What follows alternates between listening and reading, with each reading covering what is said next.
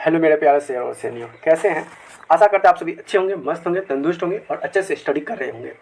तो चलिए आज हम इस वीडियो में कराने वाले हैं इकोनॉमिक्स यानी कि अर्थव्यवस्था यानी कि अर्थशास्त्र का चैप्टर नंबर 2 जो आप देख रहे हैं ये एनसीईआरटी कक्षा 10th का है।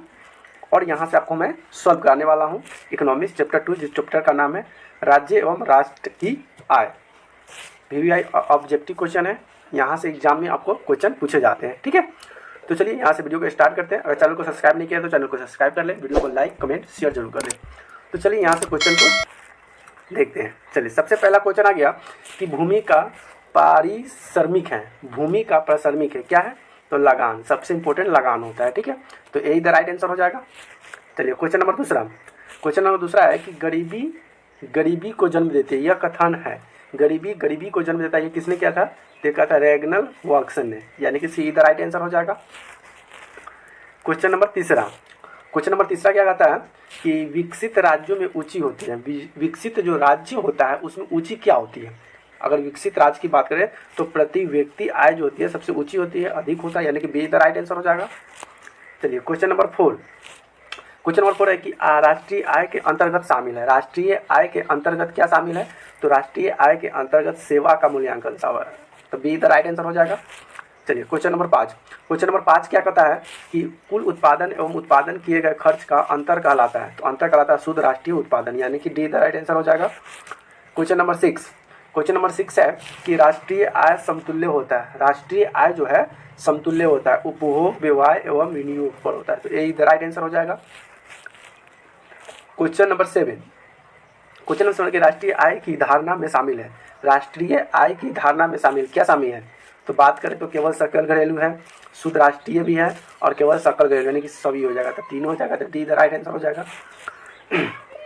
Question number 8। क्वेश्चन नंबर 8 क्या कर रहा है कि सर्वप्रथम राष्ट्रीय आय का अनुमान का वर्ष था, मतलब कौन सा साल में हुआ था। ठीक है, तो अगर इसकी हम बात करें तो ये था 1868 ईस्वी में, तो सी द राइट आंसर हो जाएगा। क्वेश्चन नंबर देखते हैं 9।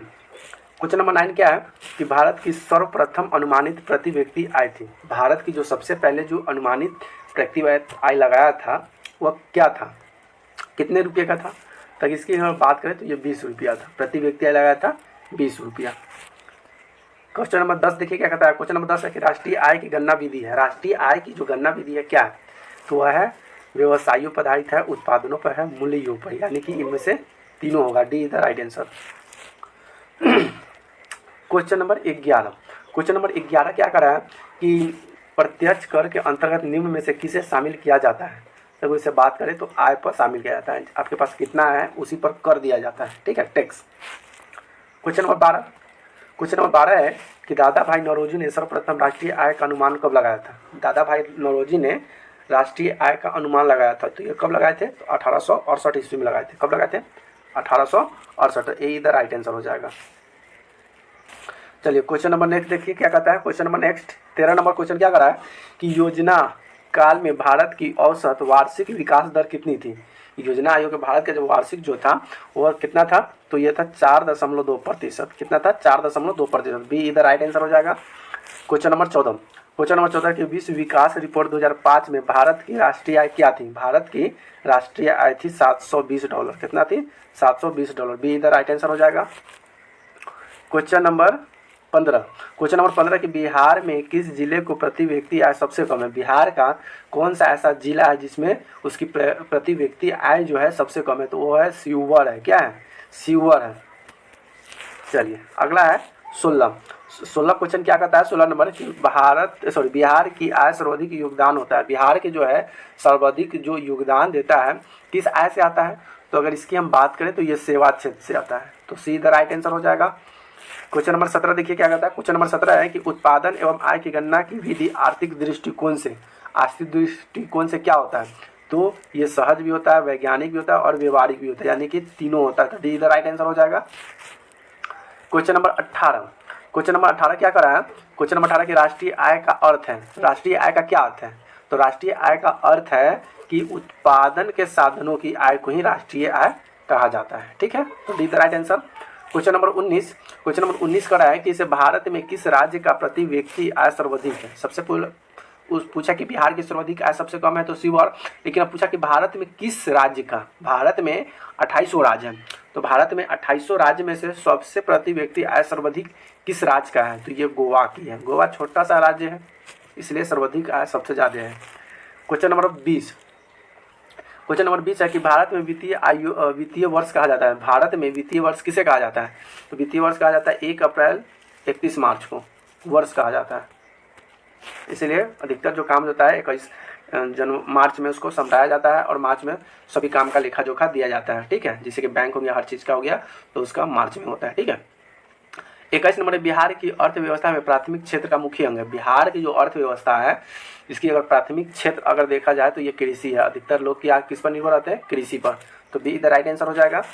क्वेश्चन नंबर 22, क्वेश्चन नंबर 22 क्या करा कि y बराबर C+1 फॉर्मूला को बताता है। ये y बराबर C+L, 1 बोल सकते नहीं, एल है, तो एल जो है ये फार्मूला को दर्शाता है, किसकी फार्मूला को दर्शाता है, तो ये प्रोफेसर केन्स को दर्शाता है, ठीक है, प्रोकेन्स को, यानी कि ए इधर राइट आंसर हो जाएगा। क्वेश्चन नंबर 23, क्वेश्चन नंबर 23 क्या करा है कि भारत की राष्ट्रीय आय की गणना कौन करता है। भारतीय राष्ट्रीय आय की जो गणना है ये करता है केंद्रीय सांख्यिकी संगठन यानी कि CSO, केंद्रीय यानी कि सेंट्रल सर्टिफिकेशन और ऑर्गेनाइजेशन संगठन, ठीक है। अगला है 24 क्या करा है, क्वेश्चन नंबर 24 की भारत की राष्ट्रीय आय सर्वप्रथम अनुमान किसने लगाया था। भारतीय आय की जो आय है इस सबसे पहले किसने अनुमान लगाया था, तो ये अनुमान लगाया था दादा भाई नौरोजी ने। किसने लगाया था, दादा भाई नौरोजी, तो डी इधर राइट आंसर हो जाएगा। क्वेश्चन नंबर 25, क्वेश्चन नंबर 25 क्या रहा कि सन 2008 से 9 के अनुसार भारत की औसत प्रति व्यक्ति आय कितनी थी, तो भारत की सबसे प्रति व्यक्ति आय की बात करें तो ये था 24,994 रुपया प्रति व्यक्ति आय थी। क्वेश्चन नंबर 26, क्वेश्चन नंबर 26 है कि श्रम का परिश्रमिक है, श्रम का परिश्रमिक है, तो श्रम का परिश्रमिक क्या हो जाएगा, ये मजदूर को श्रमिक कहा जाता है, यानी कि A D the right answer हो जाएगा। चलिए क्वेश्चन नंबर 27 देखिए, क्वेश्चन नंबर 27 क्या करा है कि स्वतंत्रता क्या है, स्वतंत्रता पूर्व भारतीय व्यवस्था थी, भारतीय अर्थव्यवस्था थी, स्वतंत्रता जो थी पूर्व भारतीय अर्थव्यवस्था थी, क्या थी भारतीय अर्थव्यवस्था, तो अगर इसकी हम बात करें ना तो ये कृषि प्रधान का क्षेत्र था, इसलिए यही द राइट आंसर हो जाएगा। क्वेश्चन नंबर 28, क्वेश्चन नंबर 28 क्या कर रहा है कि फूट डालो और राज करो, ये कौन सी नीति अपनाई, फूट डालो और राज करो कि ये नीति किसने अपनाई थी, अंग्रेज ने अपनाई थी, व्यवसाय ने, उद्योग ने, या सभी ने लगाई थी, बताइए क्या होगा, तो फूट डालो और राज करो की जो नीति है ये अंग्रेज ने लगाया था, ठीक है, तो यही द राइट आंसर हो जाएगा।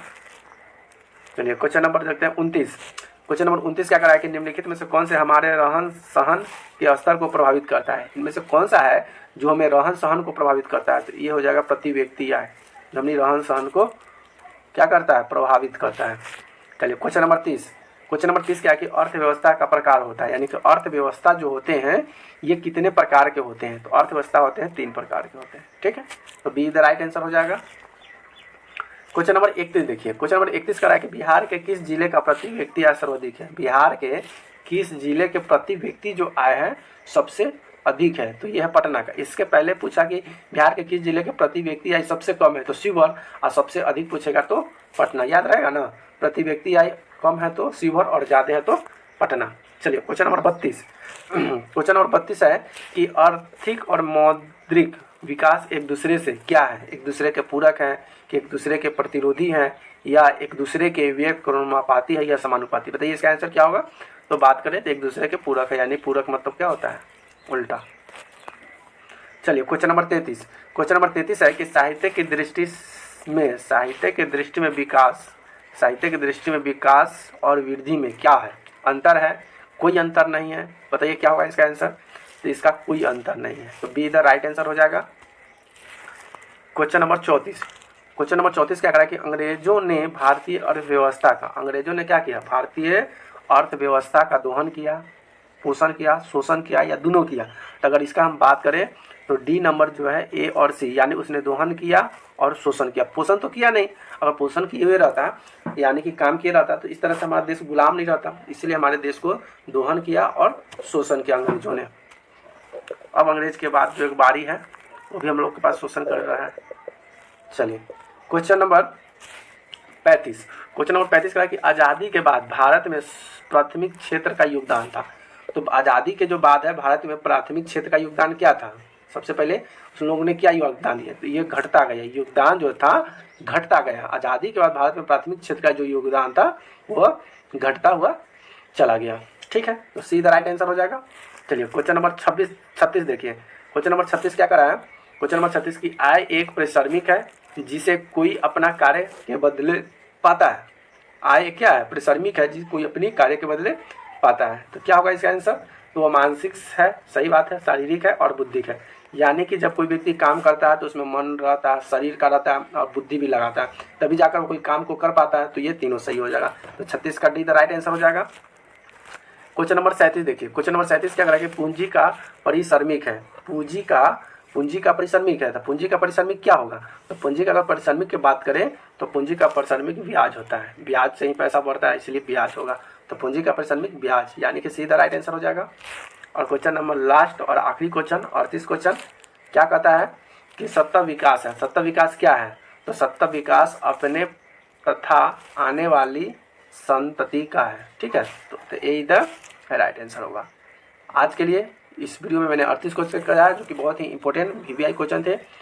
तो चलिए और मिलते हैं अगले वाले वीडियो में, तब तक के लिए धन्यवाद, थैंक यू सो मच। अगर वीडियो को लाइक नहीं किया तो वीडियो को लाइक कर दे, सब्सक्राइब कर दे। और यहाँ से आपको HW मिलता है, ये रहा आपका HW जो घर से इसको बनाना है और इसको सॉल्व करना है। और इसको जवाब जो है प्रश्नों का उत्तर कमेंट बॉक्स में आपको बताना है कि फूट डालो और राज करो की नीति किसने अपनाई थी, अर्थव्यवस्था के कितने प्रकार होते हैं, जितना भी पढ़ा सभी वो इसी में से क्वेश्चन है। VVI क्वेश्चन, बिहार के किस जिले में प्रति व्यक्ति आय सर्वाधिक है, अभी बताया है। गरीबी को जन्म देता है, यह कथन किसका है। उसके बाद अगला 5वां क्वेश्चन है कि कुल उत्पादन और राष्ट्र के किस खर्चा का अंतर कहलाता है। सर्वप्रथम राष्ट्रीय आय अनुमान का वर्ष था, कौन सा साल का था। राष्ट्रीय आय का अर्थ क्या होता है। भारत में किन राज्यों का प्रति व्यक्ति आय सर्वाधिक है, अभी हम बताए हैं। बिहार का सर्वाधिक कौन सा होगा, ठीक है, जो छोटा सबसे राज्य होगा, ऑप्शन बता दिए। भारत में वित्तीय वर्ष किसे कहा जाता है, ये आपको कहा जाता है मार्च में, इसको याद कर लीजिए। भारत में राष्ट्रीय आय का सर्वप्रथम अनुमान किसने लगाया था, ये भी बता दिए। ये 10 क्वेश्चन आपका HW में है जो कि आपको घर से बना के लाना है। ठीक है, तो बताइए हमारी वीडियो को कैसी लगी। अगर वीडियो अच्छी लगी तो वीडियो को लाइक कमेंट शेयर जरूर करें और चैनल पर नए हैं तो चैनल को एक बार सब्सक्राइब जरूर कर लीजिएगा। ठीक है, वीडियो देखने के लिए बहुत बहुत धन्यवाद, thank you so much, love you.